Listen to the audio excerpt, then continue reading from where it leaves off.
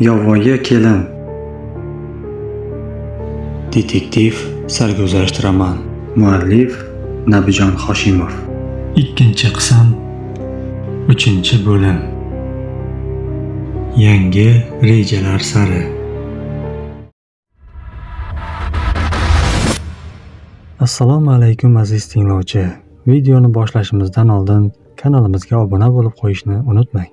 Bu siz uchun bir soniyalik ish xolos, biz uchun esa bu juda ham muhim va keyingi qismlarini yanada tezroq tayyorlab taqdim etishimizda asosiy turtki bo'lib xizmat qiladi.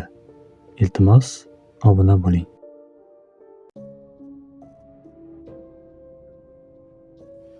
Sarvarni qo'lga olgan huquq-tartibot xodimlari polshalik hamkorlari bilan birgalikda operatsiyani davom ettirishmoqchi bo'lishdi. Lekin Sarvar Andreyning hamkorlarini sotmadi. Hech kimni tanimayman. Qoraxonni Polsha bozoriga birinchi marta tavakkal olib ketayotgandim, deb turib oldi. Qayerdan olganini ham aytmadi. Tasodifan tog'dan topib olganmish. Albatta, bunday gaplarga tergovchilarni ishontirish uchun katta bardosh va matonat kerak edi. Hammasiga chidadi. U kaltaklanar ekan, ko'z o'ngida zanjirband Sabohat. Nima qilib qo'ydingiz Sarvar aka, men axir sizni kutyapman, desa, Safaryor tog'a jiddiy qiyofada namoyon bo'lib, men boshqa gunoh ish qilmayman, senga molni bermayman, deya hayqirar edi. Nihoyat bir oy azoblardan so'ng sud hukm qildi va uni kuchaytirilgan rejimdagi turmalardan biriga tiqib qo'yishdi. Sarvarning hayotidagi eng iztirobli kunlar boshlandi. Shoshma-shosharlik bilan yomon ish qilib qo'yganini anglab yetdi. Endi Andrey nima qiladi? O'lganni ustiga tepgan bo'ldi-ku. $200,000. Uni qanday to'laydi? degan xomush o'y bir tomondan qiynasa, ikkinchi tomondan zanjirband Sabohatning taqdirini o'ylab xunobi oshardi. Men ahmoq, nima qilib qo'ydim-a? U taqdiriga tan berib, endigina menga moyillik berayotgandi. Nima bo'lsa ham qochishim kerak. Bo'lmasa Sabohatning hayoti rasvo bo'ladi. Meni g'irt nomard deb o'ylaydi. Ketishim kerak. Shaharga umuman kelmaymiz. O'sha g'orda yashayveramiz. Men uni ko'ndiraman. Ko'k nori ekmaymiz.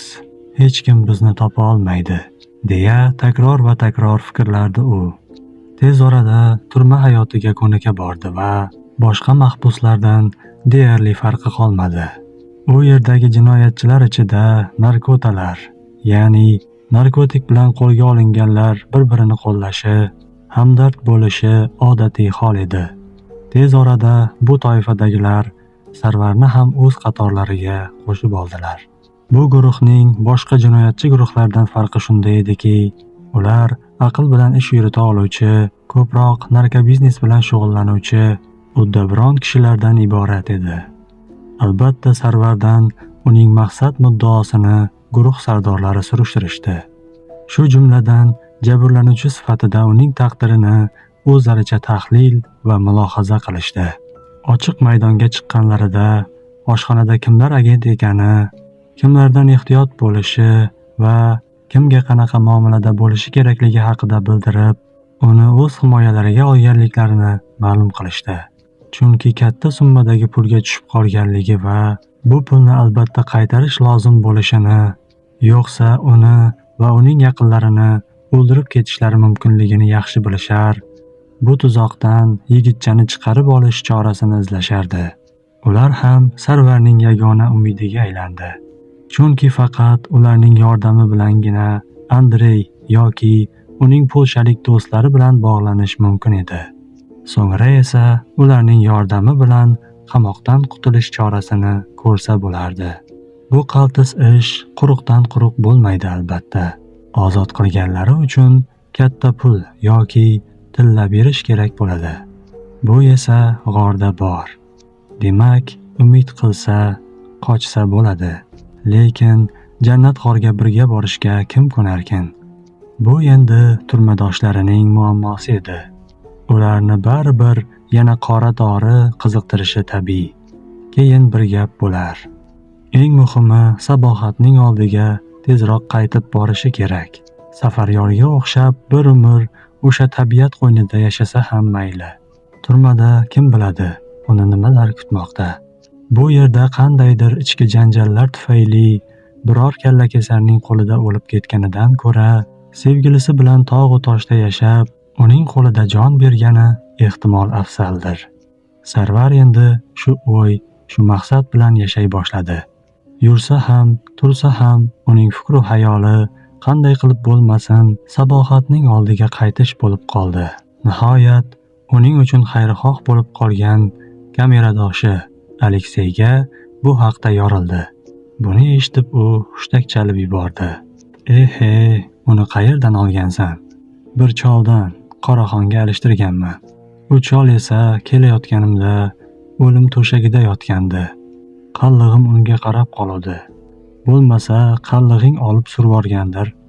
Yo'q, u hech qayoqqa ketmaydi. Qonuniy xotiningmi u? Yo'q, hali turmush qurmagandik. Hoy bola, sen chindan ahmoq ekansan. Bu yerda chin yurakdan, ishkalsiz tarbiyalansang ham kamida 15 yil o'tirishing kerak bo'ladi. Bu degani yoshing 40 ga yaqinlashib qoladi. Qaysi ahmoq qiz, qanday vafodor qalliq seni kutadi? O'ylab ko'r axir. Shuning uchun ham ozodlikka chiqishim kerak. Ozodlikni esa o'sha tillaga sotib olishga qaror qildim. Aleksey kravatga o'girilib o'ylanib qoldi. Ha, bekor o'tirgandan ko'ra o'ylab ko'rsa bo'ladi. Xo'sh, yo'l xarajatlari-chi? Uni kim to'laydi? U yerda pul ham bor. Qancha? Sarvar bir qismini Sabohat tutantiriq qilgani va bir qismini o'zi yo'lga olganini, qolgan qismini chamalab ko'rdi. $50,000. Hammasini berasanmi? Ha. Aleksey o'rnidan sapchib turib ketdi va boshini kravatning ustki qavatiga shundoqqina qattiq urib oldiki, jahli chiqib, 7 qavat boloxonali qilib so'kib, uni tepib tashladi. Rostdan aytyapsanmi? Deb so'radi u nihoyat tinchlanib. Ha, rostdan. Men qallig'imga va'da berganman. Albatta qaytib borishim kerak. Bu men uchun hayot-mamot masalasi. Qallig'ing ketib qolgan bo'lsa-chi? Ketolmaydi. U zanjirband qilingan. Nima? Nima deding? Dedi Aleksey angrayib. Zanjirband deyapman. Aleksey to'satdan Sarvarning bo'g'zidan oldi va jag'iga qarab bir zarb bilan musht tushirdi. Nimaga sen meni mayna qilyapsan? Yo'q, aslo, dedi Sarvar labidagi qonni artib olarkan. Tillangga ishondim, pulingga ishondim. Lekin endi mana bu gapingga ishonmayman. Zanjirband qilib qo'yganmish-a. Nima, u senga itmidi? Dedi Aleksey va yana uni urmoqchi bo'ldi. Faqat oyog'i xolos. Buni uning o'zi xohladi. Hoy bola, sen meni laqillatmoqchi bo'lyapsan. Qaysi ahmoq o'zini zanjirband bo'lishini xohlarkan? Dedi Aleksey qahr bilan uni dast ko'tarib, do'pposlab esini kiritib qo'ymoqchi bo'ldi. U meni sevadi, deya qichqirdi Sarvar. Seni kutaman, sadoqat ramzi sifatida meni kishanlab, kalitini olib ket, deb o'zi aytdi. Qanaqa kalit, iflos? Mana, bo'ynimda. Aleksey to'xtab qoldi va uni ohista qo'yib yubordi. Sarvarning bo'ynidagi ipga e'tiborini qaratdi. Uning ko'ksida krestga o'xshash mo'jazgina kalitcha osig'liq turardi. U kalitchani ohista silab, avvaliga hayratlanib qoldi va shunday xoxolab kuldiki, jarangidan kamera larzaga keldi. Soqchi ham teshikdan bir mo'ralab qo'ydi. Ha, mana uni haqiqiy sevgi desa bo'ladi, dedi o'zini kulgidan arang tiyib va xo'rsinib qo'ydi. Mening xotinim bo'lsa, ko'z o'ngimda xiyonat qilgan. Uni bir begona bilan yotganini ustidan chiqib qolganman. Xo'sh, keyin uni o'ldirdingmi? Deb so'radi Sarvar. Yo'q, kostyumimni oldim-u, yelkamga tashlab chiqib ketaverdim. Nega? U shefimning qizi edi-da. Shefdan mening katta qarzim bor edi. Keyinchi? Keyin baribir xotinim mendan cho'chidimi, militsiyaga sotib qo'ydi. 2 kilo marixuana bilan qo'lga tushdim. Mana qarabsanki, 3 yildan beri o'tiribman. U ayshini qilib yuribdi. Sen esa menga qandaydir sadoqat haqida ertaga aytib beryapsan. Agar men bu yerdan tezroq chiqib ketmasam, qallig'im halok bo'lishi, pul va tillalar begona bo'lib ketishi mumkin, dedi Sarvar jiddiy. To'g'ri aytasan, bu yerda men hech qanday yutqaziladigan holatni ko'rmayapman. Yordam berasanmi? Aleksey endi samimiy qo'l uzatdi. Albatta, musht uchun uzr. Men ham uni bir kuni qaytararman. Kelishdik, dedi Aleksey kulib. Lekin bu gap oramizda qolsin, ko'pchilik bilishi shart emas. Shunday qilib Aleksey o'zining kanali bilan ish boshlab yubordi. Dunyoning qaysi bir it topmas joyidagi xazinaga egalik qilish uchun puxta reja tuzish kerak edi. Qochish masalasi juda mushkul ish. Xo'sh, boylikni qo'lga kiritdi ham deylik. Keyin nima qiladi? Qayerda yashaydi? Bu muammolarni ham hozirdan hal qilib olish kerak. Yoki bu yigitni qochirib yuborib, ozodlikdagi biror do'stiga ro'paro qilsa-chi? Xo'sh, shunaqa sadoqatli, ishonchli do'sti bormi o'zi? Aleksey eng yaqin o'rtoqlarini ko'z oldiga keltirdi. Ammo hammasining bir lekini bor edi. Nihoyat u yo'lini topganday bo'ldi. Smena boshliqlaridan bo'lgan bir zobitni ko'ndiradi. Lekin zobit uzoqdagi mavhum boyliklardan ko'ra naqdroq. Polsha fuqaroligini to'g'rilab berish shartini qo'ydi va faqat bir kishini olib chiqib keta olishini aytdi. Aleksey avvalo Sarvarga yordam berishga qaror qildi. Bor tavakkal, dedi u. Andreylar xonadoni. Kimdir eshik qo'ng'irog'ini chaldi. Bu paytda oyisi Yevgeniya Grigorovna televizorda qandaydir serial ko'rib, Andrey esa kitob o'qib o'tirar. Lekin kitobdagi birorta ham so'zni anglamas. Uning fikri o'yi Sarvarda, sabohatda hamda narkotik uchun oldindan pul bergan hamkorlarida edi. Eshik qo'ng'irog'idan u bir sapchib tushdi. Oyi, qarang, birov chaqiryapti. Yevgeniya Grigorievna eshik tirqishidan ohista mo'raldi. Qo'llarida gul va alla narsalarni ko'tarib, notanish uch yigit turishardi. Kimsizlar? Pani, biz Pan Andreyning polshalik o'rtoqlarimiz. Undan xabar olgani keluvdik. Oyisi bu haqda shoshib o'g'liga xabar qildi. Ayting, kiraverishsin, dedi Andrey katta bir tortishuv bo'lishini o'ylab. Lekin hammasi yaxshi tomonga siljish bo'lishini his qilar va negadir ko'ngli xotirjam edi. Samimiy tabassum, bir dasta gul va sovg'alar ila bashang kiyingan yigitlar kirib kelishdi. Andreydan hol-ahvol so'rashib, kreslolarga joylashishdi. Uzrimizni qabul qilgaysiz, pani, dedi ular ichidagi eng ko'rkamroq, kapalak nusxa bo'yinbog' taqqani. Do'stimizning falokatga uchraganini kechroq eshitib qolibmiz. Hech qisi yo'q, xush kelibsizlar. O'zi o'g'lim siqilib o'tirgandi. Men hozir qahva olib kelaman, dedi ayol xushfe'llik bilan. Bu voqea haqida qayerdan eshitdinglar? Deb so'radi Andrey. Razvedkamiz yaxshi ishlaydi, oshna, dedi yigitlardan biri. Ular kulishib olishdi. Men oldilaringizda juda ham xijolatdaman. Hech qisi yo'q, yigitchilikda bo'p turadi. Katta rejalarimiz hali oldinda, dedi Bakenbartli yigit. U yoqda aniq mol bor. Sarvar uni olib kelmoqchi edi. Afsuski, halok bo'libdi. Halok bo'libdi? Dedi yigitlardan biri hayron bo'lib. Kapalak bo'yinbog'li unga tek o'tir, degan ishora qildi. Men kecha Toshkentga qo'ng'iroq qilsam, 4 oy burun avtohalokatga uchragan deb aytishdi. Lekin oyim, shu mahal oyisi qahva ko'tarib kirib qoldi. Oyjon, bularga Sarvar haqida bilganingizni gapirib bering. Xo'p, qani olinglar. Andrey og'ir ahvolda yotgan kunlari, ya'ni 2 oycha bo'ldi. O'sha yigit qo'ng'iroq qildi. Men uni urishib berdim. U ertagayoq Moskvaga uchaman, xabar olaman, dedi, lekin o'zi kelmadi. Menga ham bu haqda oyim kecha aytdilar, dedi Andrey xo'rsinib. Rahmat sizga, pani. Biz o'zimiz. Mayli, yaxshi o'tiringlar. Men ovqatga urinaman, dedi ayol va chiqib ketdi. Sarvar degan oshnang ishonchlimi o'zi? Ha, biz u bilan muassasada birga davolanganmiz. Ko'p sinovlardan o'tgan. Nima edi? Galstukli yigit papkasidan bir gazetani olib Andreyga uzatdi. Mana, 02 xabarlarini o'qi. Andrey shosha-pisha ko'z yugurtirib chiqdi va Sarvar haqidagi xabarni o'qib tang qoldi. Gazetaning sanasiga qaradi. dedi u oyog'ini mushtlab. Tirikligi yaxshi-yu, lekin bizning pulimiz havoga uchibdi. Demak, uydagilari uning tirikligidan bexabarga o'xshaydi. Bu qayerning gazetasi? Kaliningrad viloyatiniki. O'zi qayerda ekan? O'sha viloyat turmasida 16 yil berishibdi. Og'ir rejim. Demak, aniqlabsizlar-da. Endi uni qutqarib olish chorasini ko'rmoqchimiz. Lekin molni ololmaysizlar-ku. To'g'ri, lekin u bizni ham, seni ham sotmabdi-ku. Demak, do'sting ishonchli yigit ekan.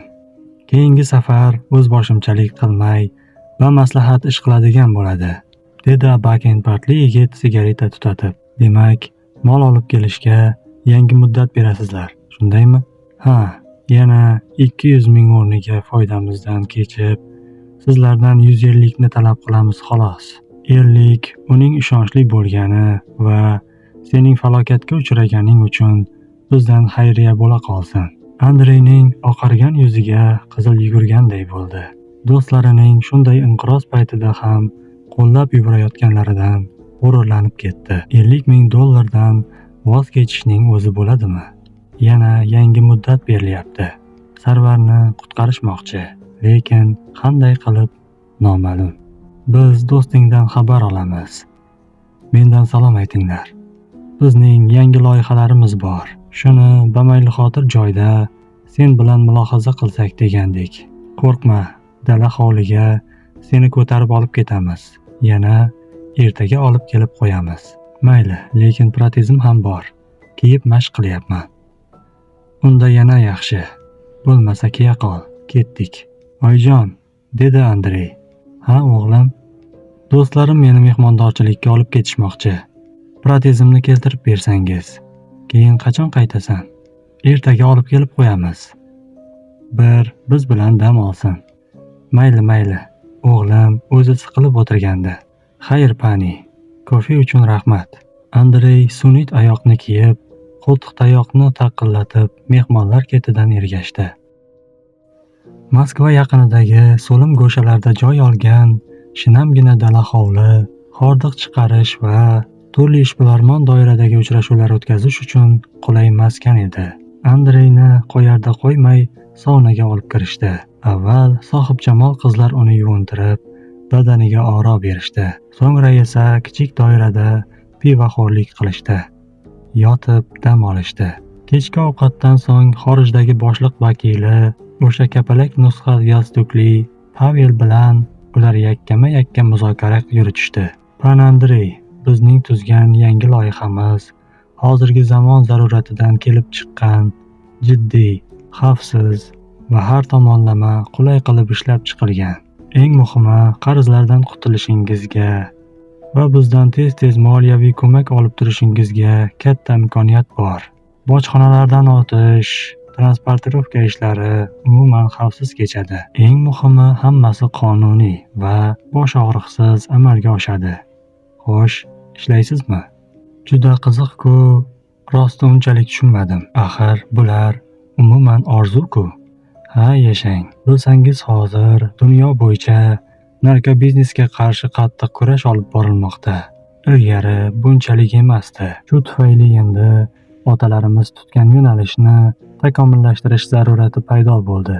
Chunki juda ko'p kuryerlar qo'lga olinmoqda, mol yo'q qilinmoqda va juda katta moddiy ziyon yetmoqda. Misol uchun, o'rtog'ingiz Sarvar minglab jabrdiydalardan biri xolos. Xo'sh, nima taklif qilmoqchisiz? Endi tovar o'z oyog'i bilan yurib boradi. Ya'ni bundan buyon bizni tirik tovar bilan ta'minlaysizlar. Tushunmadim, dedi Andrey iqror bo'lib. Hozir hammasini tushuntirib beraman. Lekin aytib qo'yay, bu loyiha juda maxfiy, dedi u shoshilmay sigaretani tutatib olarkan, tilla yondirgichini aylantira boshladi. Mana siz va Sarvar giyohvandlar davolanish muassasasida davolanib chiqdinglar, to'g'rimi? Mabodo mana shu dozani rasman yanada oshirib borilaverganda nima bo'lardi? Bilmadim. Battar bo'lardik albatta. Yashang, Pan Andrey. Unda iliklaring, ya'ni suyaklaring narkotik moddaga tobora to'lib borgan bo'lardi. Siz hech qabristonda murdani o'g'irlab ketishganini eshitganmisiz? Ha, bunaqasi ko'p bo'ladi. Ana o'sha murda hayotida ashaddiy narkoman bo'lgan bo'ladi. Andreyning ko'zlari katta-katta ochilib ketdi. Bir vaqtlar shu haqida otasidan eshitganini esladi. Narkomanni yer ham qabul qilmaydi, degan edi otasi o'shanda. Yigitning eti junjikib ketdi. Qo'rqmang, men sizga qabristonni buzishni taklif qilmoqchi emasman. Bu noqonuniy va insoniylikka yot ish. Bizga tirik narkomanlarni keltirish bilan shug'ullanasizlar. Jinsining, millatining bizga ahamiyati yo'q. Har biriga $1000 hisoblayveramiz. Hayronman, qiziq-ku, degandek yelkasini qisdi Andrey. Qarzni uzishingiz uchun sizlardan faqat tashkilotchilik talab etiladi xolos. Bu ishingiz bilan jamiyatni tozalab, savobga ham qolasizlar, dedi Pavel heyheylab, beo'xshov kulib. Demak, inson savdosi deng. To'g'ri tushundingiz, pan Andrey. Lekin ularni inson deb bo'lmaydi-da. Ularni biz tirik tovar deb ataymiz. Barcha hujjatlashtirish ishlari rasmiy bo'ladi. Siz o'zingizga joylarda ishonchli dilerlar yo'llaysiz.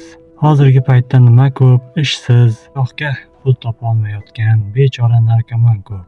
Iloji bo'lsa, o'z haq-huquqini yaxshi anglamaydigan omroqlari undan yaxshi. Qaysi davlatdan? Bizga farqi yo'q. Ularni be'ish qo'ymaymiz. 3 mahal yaxshi ovqat, keyin doza va yotoq bilan ta'minlaymiz, albatta. Lekin qattiq qo'riqlaymiz ham. Hujjatlarini yig'ib olamiz. Uylariga har oyda maoshlaridan oz-oz pul ham jo'natib turamiz. Ya'ni ota-onasini ham tashlab qo'ymaymiz. Davolash muolajalarini ham asta-sekin amalga oshiraveramiz. Qancha vaqt ketadi? Buyurtmaga qarab 5-6 oy sog'liqlari tahlil qilib boriladi. So'ngra ularni xorijga o'z oyog'i bilan jo'nataveramiz. Avvalo davolanish uchun o'z ichki organlarini sotishga rozi ekanliklari haqida tilxatni ham olib olamiz. Hammasi qonuniy va puxta o'ylangan.